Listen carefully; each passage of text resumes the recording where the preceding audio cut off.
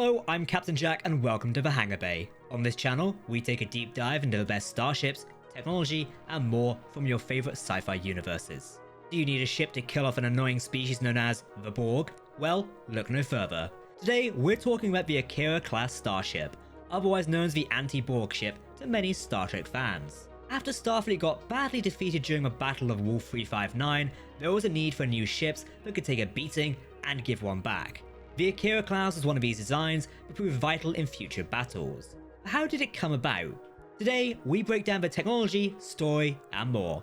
Remember to hit that subscribe button for the latest videos. While you're watching, tell us in the comments, what would you name an Akira-class starship? Let us know what you think of this ship in the comments below.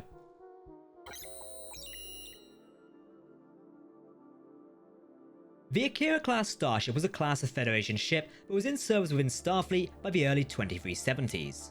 One of the construction yards where these ships were built was the Utopia Planitia shipyards. One of these other fleet yards was the ASDB integration facility at the Antares fleet yards in orbit of Antares 4. These fleet yards were also where the experimental Prometheus class was born. The Akira class was part of an effort within Starfleet to deal with more threats, such as the Dominion and the BORG incursions. The Akira class was a heavy cruiser by definition, crewed with 500 personnel with an evacuation limit of another 4,500. Intended to be a carrier of sorts, with its large underside shuttle bays with 3 doors to launch from the fore of the ship and a single large bay door at the aft for approaching craft. They would be protected mainly from most angles by the rest of the ship, should they be in a combat situation. The Akira was 464.43 meters in length, with a height of only 87.43 meters and a beam of 316.67 meters. Design-wise, the Akira-class ditched Starfleet's typical saucer secondary hull nacelle design. It actually closely resembled the NX class with a catamaran-shaped hull. The vessel had basically just a saucer primary hull with a catamaran-style pylons. These pylons were connected to a large weapon pod at the rear and somewhat underslung warp nacelles. The bridge was better protected by the pylons from the sides of the weapon pod from the rear, making it mainly targetable from above or front. A navigational deflector was nestled into the underside of a saucer, again with protection in mind. It is not on show from anywhere but head on. A multitude of tactical systems were incorporated into the Akira class,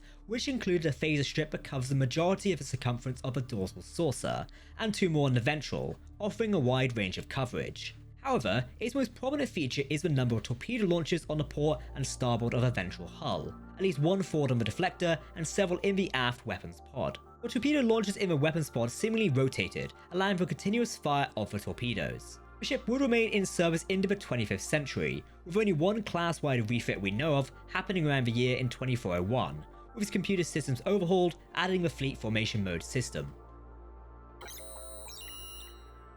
Battles like Wolf 359 and the ever-looming threat of more aggressors made Starfleet and the Federation realise the fleet needed updating.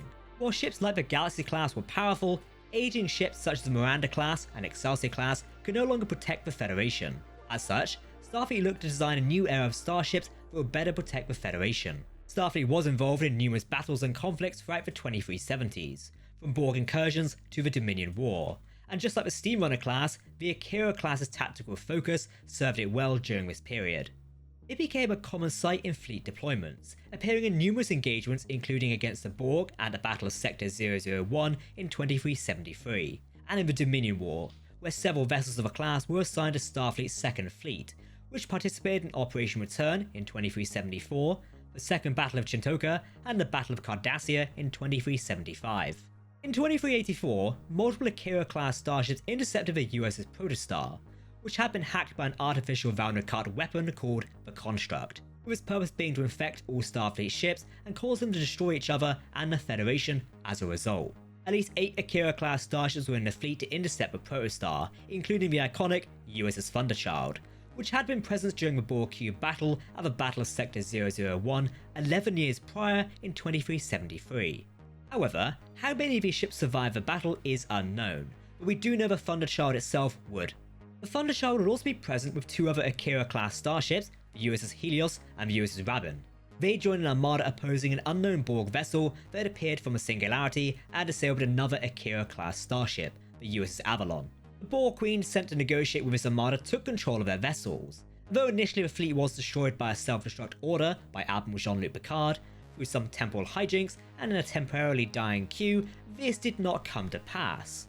and the BORG ship and the Armada, joined by more ships including some more Akira-class Starships, helped to stop a massive energy shunt from opening a transwarp conduit from destroying the nearby civilized sector of space.